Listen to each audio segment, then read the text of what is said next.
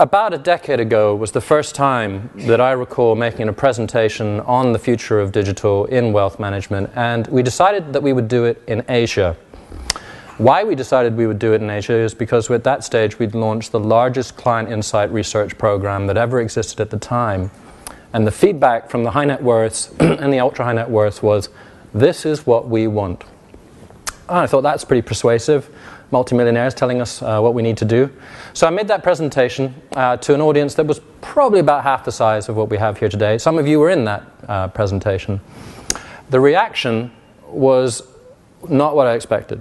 It was vociferously opposed to the future of digital. And the reason being was that there was no future for digital in the context of the relationship management model, as I was told by many in the room. So we keep trying, and we keep trying. And now we've done nearly 40,000 interviews with ultra-high net worth around the world. And I'm just going to give you some data from one that's released today. And it's pretty overwhelming about the future. So I'm glad that you've got religion around digital today. What I am going to tell you, though, is the future isn't digital wealth management, but have the religion of digital. So this morning there was the release of the World Wealth Report, which we do in collaboration with RBC and Capgemini. It's the world's largest survey of high net worth individuals and ultra high net worths. It's nearly 6,000 in the sample, 4,500 are over $1 million. 20% of those are over $10 million. There's a piece of data in there which is about Asia specific and digital. 72.5% of the audience that we participated, it's a pretty representative sample, it's the largest survey in the world, by the way. And they said, we manage our wealth management relationship through the digital channel. That's what we do, that's what we prefer. We said, what are you going to do in the future?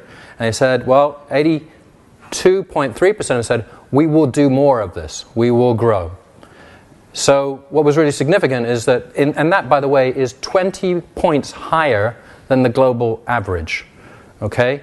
So Asia, clearly, and Asia-based clients, and I don't think it's just Asian clients, it's Asia-based clients, have a clear application need around the digital engagement process. So the drama is, yes, they do it, but there's something specific about what wealth management needs mean.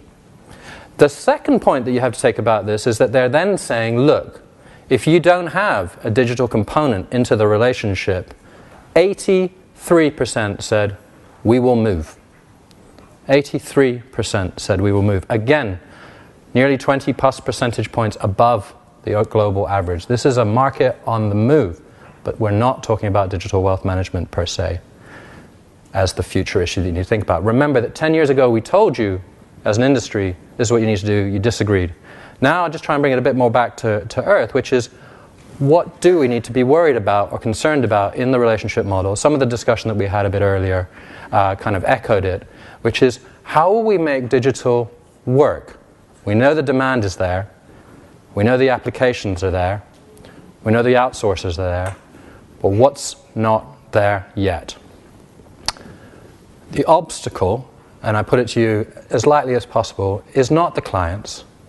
It's not even the management, because they've got data, as they're doing it, whether it's DBS or all the other operators. It's super, really lovely to see. It's the relationship managers. We need to work to win the hearts and minds of the relationship managers. We need to understand how to integrate a digital engagement into the process of a value-added service that will be good for the relationship manager's economic model. That's the obstacle to future growth.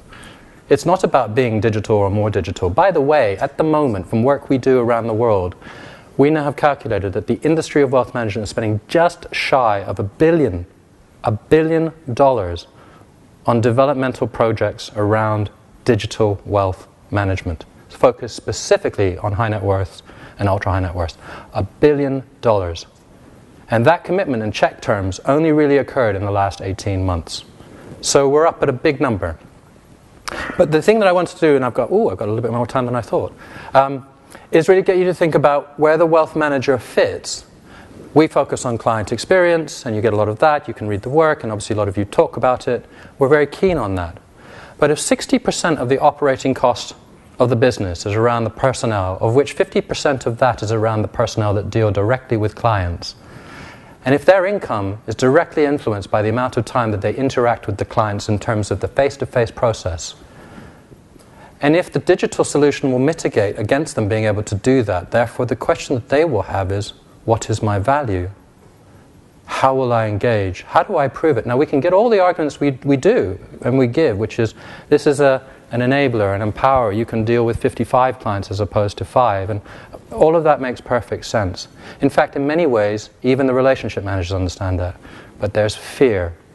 There's absolute fear about what this means for what happens to my wallet. And we totally get that. So the drama of the industry isn't any longer about the thing that I said a decade ago, which was, let's think about digital as being part of the relationship, and which I was absolutely shouted down. I was told by many people, you don't understand private banking. Clients don't double-click. Okay, they do. So do you. So we now need to think about how we bring you in to the process. And that's what we do. Our business is around innovation. Our business is around thinking of the future of wealth management. This is a cartoon that I drew with a team of mine on an iPad around a speech. And I've only been asked to focus on one aspect of this, which is the digital piece, but I get asked to talk about all parts of this. So the drama isn't about the digital piece. The drama is about the people that deliver the digital piece. It's not about the clients anymore. We've solved that. We have to relate to it. We don't have to overly sort of pander to it. We have to be very careful that the clients don't get ahead of us. And at the moment, and again, as I say, my job is to help with innovating around the future of wealth management with all of our clients around the world, and we do that with insight. My advice to you is we need to look back at the people that actually deliver. And that's where we've got to focus right now for the next 12 months, 24 months, I don't know. But certainly right now, if I go through a client relationship experience, I don't see digital. I do see it at the front end, but I don't see it in the relationship managers.